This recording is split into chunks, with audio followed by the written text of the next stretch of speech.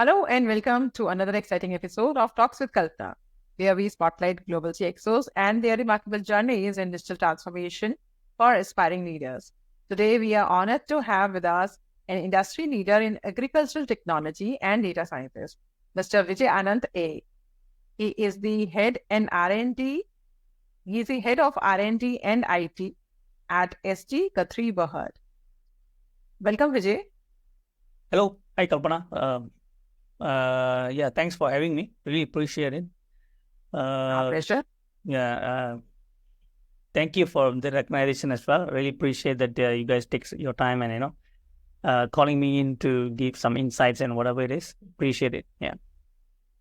So let's dive right into the conversation, Vijay. And as an expert in agriculture technology, what key trends you are observing in the edtech space, and how are they reshaping the landscape of sustainable agriculture? It's a promising innovation, that it's shaping the future of agriculture. Like kind of we have genome selects, gene editing, genetic editing, and we have AI coming up. So, and we have like bio-based fertilizer and so on. So, the agriculture tag is something that it's a challenging thing. It's not like straightforward, and at the same time, it's a journey. It's gonna be a long journey. If you ask me, it's gonna be a long journey to people to adapt, and how we can support the small agri owners like in palm. SD Guthrie Berhad is we doing the palm oil plantation, right? So we have small players that they have their own plantation and whatever it is. So how we can help them? That's the ultimate thing that we are doing day by day kind of thing. And of course to make sure the company grows the in the way of prospect and in the future way of doing things, because we have issues with the manpower, right? So how we can replace the manpower thing, and with the mechanization coming up, robotics coming up. So a lot of things going on in our place, and I'm coming from R&D itself. So we always work together closely with the robotics team and mechanization, and I'm bringing the improvement for connectivity to the rural areas. So all these are part of the ag-tech, I will say, or plantation-based. Yeah. If you could elaborate on how these technologies are helping achieve sustainability in agriculture. They are very much improving the efficiency, reducing the need of labor. They're like what I'm saying, reducing the manpower, because we are very, we have limited manpower, to be honest. So that's where the entire mechanization technology plays a major role, to bring up, to leverage across the field work, right? So how we can replace like 10 guys, with one robot machine to do harvesting, and we currently are focusing more on the non-harvesting mechanization, like fertilizing the plantation, the trees, cut the grass. These are the non-harvesting, but the harvesting part still we need manpower to do the cutting the bunches and so on. So, but yet we are moving towards that, and also we have precision agriculture, which is the other team who are managing it. This is more to the GIS, geospatial technology. So we have like kind of weather sensors, and we have flying drones on the top of the field to check on the health of the palm itself, and to check. These are the AIs that we have right now, and to make sure that we have a proper palm, the growth of the palm, all these kind of things, to make sure that we have a quality yield end of the day. So, technology really something that we are playing around with. I will say that still is going to be long journey, actually, Kalpana. It's not like snap of fingers everything can happen. Of course, recently, like Tesla had this Elon Musk release Optimus 2. Of course, we can buy the robots and train them to do all the stuff. But again, it's a long way. Plantation something unique industry itself. It's not like straightforward industry that we are manufacturing car or manufacturing soap or manufacturing laptop. That is a different genre itself, because that's the scope. But plantation is a very in a different world, I will say, and they have a unique way of doing things, right? So that's the challenges that we are looking, and this where the sustainability plays a role is with the technology we are trying to sustain and trying to get the proper yield itself to make sure that we get the target every year. So that's how it goes. Okay, so it's unlike manufacturing, having robots on the shop floor and doing geofencing for them. Not yet. Not yet. Yeah. Yeah. But we do have robots for our thing. Sorry, fertilizing. Sorry. Okay. We do have. Okay. So when it comes to innovations, what do you think, will be, are there any other innovations that you foresee being the part of R&D team? Innovation, some of the things that we are trying to take a look is on the fertilizers. We're trying to cut the cost of the fertilizer itself, proper fertilizer management, because the reason is because the weather is quite unpredictable. We have kind of the trend is not like those days, like 15 years ago, 10 years ago is different. We know that during the from November till the next year of February is going to be raining season and so on. But nowadays it's crazy, right? Middle of the year we started to rain, downpour and so on. So we have to make sure that we have a proper planning on the fertilizing, the plantation itself. So sometimes when we do a plantation fertilizing on the day one, the day two is raining. So the entire fertilizer gone, right? So that's money actually, to be honest. So this is how we are trying to prevent with the technology. There's a new innovation that we are trying to do. It's still in the research. I would say we're using algae, microalgae, and that's one of the team, which is the bio team working on that. So I'm more on the IT guy. So. But support is there for them to play around with the AI and so on. So that's partly what they're doing right now, actually. Yeah. Okay.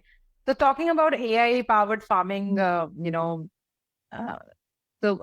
what, with AI and automation playing a crucial role, what do you think are the most significant advancements in the AI-driven agriculture sector? AI-driven agriculture, I think to be honest, I don't think so. We have a use case yet. If you ask around the world, of course, Microsoft have the Microsoft Farm. They work with the Bayer and so on to do it. That is like, I would say, cash crop. The cash crop like corn, tomatoes, beans. These guys are like cash crop. Chilies. These guys like. These crops it's easier to maintain, and it's easier to see the crops with the AI technology. They can put the sense on the field and whatever it is, and it can grow. Doesn't grow as a kind of a big tree, you see. But plantation is crazy. It's a different genre itself, because for the first 2 years it will start to grow, and then 3 years, 4 years, the 5th year, 6 years, you will start to see the palm itself growing, which is we don't have any internet connectivity after that. Okay. It doesn't penetrate through the, so there is that where the challenges start. We don't have a proper connectivity inside the rural area, inside the field itself. So we are lack of data uploading, data transmission. So we don't have any. Of course, we don't track anything by real-time data, because plantation, like I said, is a very unique. So you can get it. You can just go and scan the data. Scan the bunches, and then that's for research purpose they will do and everything, so on. But again, the challenges I would say is connectivity issues, which is I'm always trying to solve it with the collaboration with the universities or any other parties from other countries and so on. Of course, we are working together with the government regulators, MCMC. So they are very helpful as well. So, I mean, these are the things that, the tech that you were mentioning earlier, how we can, move forward. But again, there is no real world use case yet for plantation itself. Who knows, might be we are the one who come up with the solution and so on. So Yeah, sure. So, technologies like digital twins are actually trending other than AI. yeah. So, you have a deep experience in R&D. So, any work going on around digital twin or already in practice that you would like to highlight? For digital twin, yes, we have some people working on the oil, the test mill. We have a test mill, the oil mill. Yeah. So people, we have engineers working with the mechanization team, how we can move forward with this process, like simplifying the process over there using IoT sensors, devices, and so on. So that's partly of the digital twin that they're working together with the some of the partners, which is this part of their digital twin program actually. Yeah. Okay. So you were talking about governments also, getting a support from them. So, how actually can governments, private sectors, and technology providers can collaborate to ease the challenges and encourage wider adoption of EdTech? Oh, I always bring them to the field. Okay. I bring them to the field. That's it. Let them have a look. Let them feel. Let them touch the plantations. No, I'm just kidding. Actually, I always bring them to the real world, like the field that we are working, and what are the things that we are working. So I always encourage them to pay a visit, to have a look and see what are the challenges that you are facing. Because sometimes when you having a meeting and then doing a presentation, that sometimes doesn't give them a proper imagination, right? Like they can't visualize it properly. They were thinking, this is going to be done. But that's the reason I always try to bring them in. And they feel us, actually, to be honest. They feel us, and they started to give some solutions, propose some of the vendors, outside from the country, and some inside the country as well, and trying to come up with a proper solution, like see what are the best way we can move forward with the connectivity and so on. So that's part of their deal. Actually, government is quite supportive. I won't say no. But that's the thing. You have to bring them to the field, and then they feel the presence of that. Yeah. No, the ground level realities. So what kind of incentives or you said that government is supporting. So has there been any collaborations? We don't do any. I mean, it's not collaboration. I would say we just kind of working together, partners. Yeah. And then we're trying to leverage across this solution to other sites as well, if it's happened. We have a lot of players in Malaysia itself for plantation, right? So we're trying to make sure that we have a solution so that it can be shared, across the other players, which is going to be good also in a way. But I mean that's how government. But there is no incentive or whatever it is. But the highlight here is they really helpful. They really help us to it's like a kind of a eye opener. They bring up some, especially MCMC. They really bring out some solution, some technology to play around and so on. So yeah. Okay. So you being, an expert in data science, so data science and AI are playing transformative roles across industries. So how do you see the role of data science and AI evolving in agriculture, particularly in optimizing crop yields and resource management? Uh, okay. Hmm. The data collective itself, it's actually is a journey, I will say. Um, the data, most of the data have been stored like raw data, right? And most of the scientists doesn't. I mean, previously, right? They use paper and pen, and then after that, we slowly move them to the Excel, and then after that, we started slowly move them to the cloud. We have a we have a tool they can pump in the data and whatever it is, and the lab machines are connected to our network so that they can pump in the data directly and so on. So these are the changes has happened. The data science part is where we start to do more analytics works. Okay, so data science is more to data analytics that we are working together. I mean, we have a team, and I have a team to work with this, and then we work together with the breeding team, biotechnology team, to understand what are the parameters they are looking at, the scopes they are looking at, and then we will read down, right? So this is very helpful for them to get any insights of whatever the data they have been produced, and to make sure that they improve on the day-to-day, projects that they have having and the day-to-day task. So what are they trying to achieve for the next 10 years, 5 years, or 3 years? So part of the KPI, actually, to be honest. So how efficient we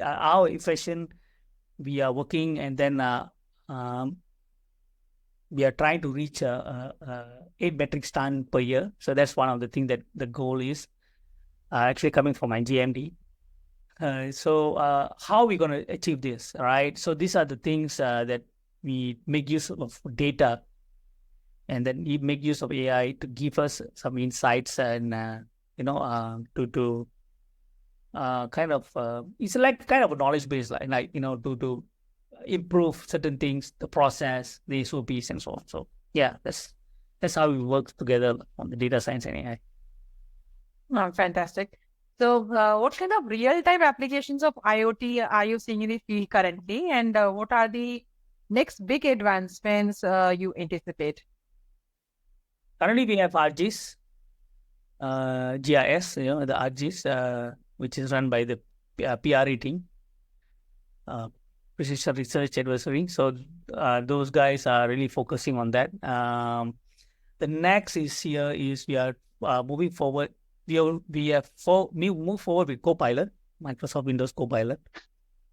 And the next thing is we are taking a look on the AgroDB, and AgroDB is for the agronomists to know the soil data, fertilizers data. So with that, they can do proper fertilizer management and so on. And also we have moved forward with digitalize our lab with the tissue culture management system that we build ourselves as well. This is where we will know the best batches that we have from the small tissue culture, right? So it's kind of a gene edit and so on. So we will pick up the best plant from that, and then we plant it on the soil and so on. So yeah, so that's where we are moving forward, actually. Yeah. Okay. So with an increasing focus on sustainability, how do you see technology helping ensure that agriculture practices are both productive and environmentally responsible? Okay.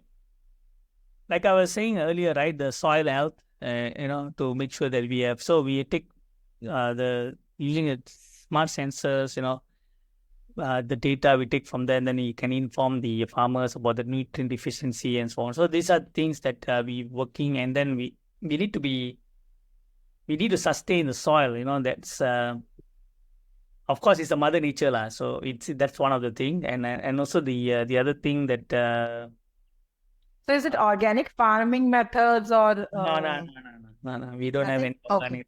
No. We don't have for plantation. No way it's gonna be organic. So, and then we use the precision agriculture to reduce the carbon emissions by optimizing resource use and adopting practices like cover croppings and reduce tillage. So these are the things that we are doing that also partly and partly on the water management as well. So these are the some of the things. But the same say plantation is a bit unique, so not much that we have actually. But we are moving forward. Yeah. Okay. So these are the steps that your organization is taking to ensure sustainability. Yep. Okay. So, talking about your priorities, like being an expert in IT infra and R&D, what are the top technological priorities for the agriculture industry over the next 3 to 4 years for you? Adoption of AI, machine learning. All right. Improvement of the connectivity, like I said earlier. And the next one is on the data governance. Data governance and the carbon footprint, the sustainability of to maintain energy integration. So that's are some of the things that we can take a look in the next 5 to 6 years. But the highest priority will be AI and machine learning. Okay. So, which technologies do you believe will have the most significant impact? Technology that I mentioned earlier, like the GIS and all this. So again, it's coming from how suitable to your environment, how relevant it is, and what we are trying to achieve at the end of the day. That's what I would say. Okay. So anything around blockchain technology that, if you have any use case in we do have traceability, where food comes from and so on. But still exploring, I would say. Okay. So what is your future outlook on the agriculture industry, looking at the future, particularly regarding sustainability, technology adoption, and addressing the challenges of food security majorly?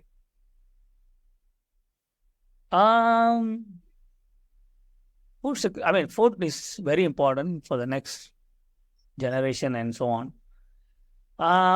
To sustain this at this level we have to explore more on technology and so how we can improve the yield, the crops, the predictive maintenance and blah blah blah. So all this kind of stuff. So yeah, it's a long journey, Kalpana. We still in the research mode, I would say.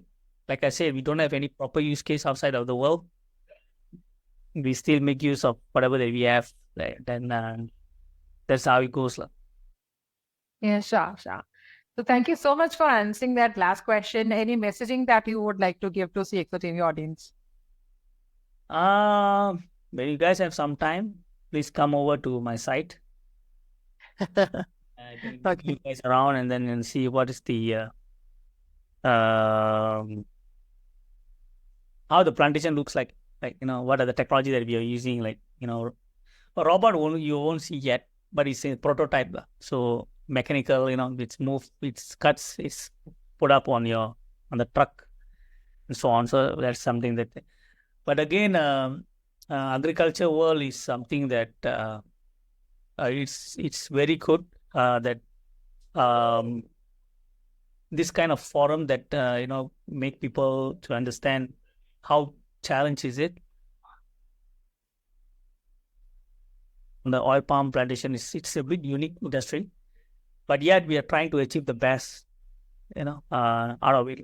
Yeah, sure. So I'm shortly planning a visit to Malaysia. It will be a pleasure, seeing your bring the recording guy as well. Farms. Maybe he likes it. Who knows? Yeah. Okay. All right. So thank you so much, Vijay. It was complete pleasure talking to you and hearing your insights on the new technology trends for the agriculture industry. And your work is truly inspiring that I'm sure that you're exploring more when it comes to having technology as a backbone, like other sectors in the agriculture also. All right. Thank you so much for having me. Appreciate it. The time that you've given to me, despite of the hiccups earlier. So thanks again. Really appreciate it. Hopefully, who knows, you guys might visit us. Yeah, thank you so much. So thank you to all our viewers for tuning into the episode of Talks with Kalpana. Stay connected with us for more inspiring stories from global CXOs shaping the future. Until next time. Thank you. Thanks, Kalpana. Bye-bye. For more updates from CXO TV, please like and subscribe to our channel.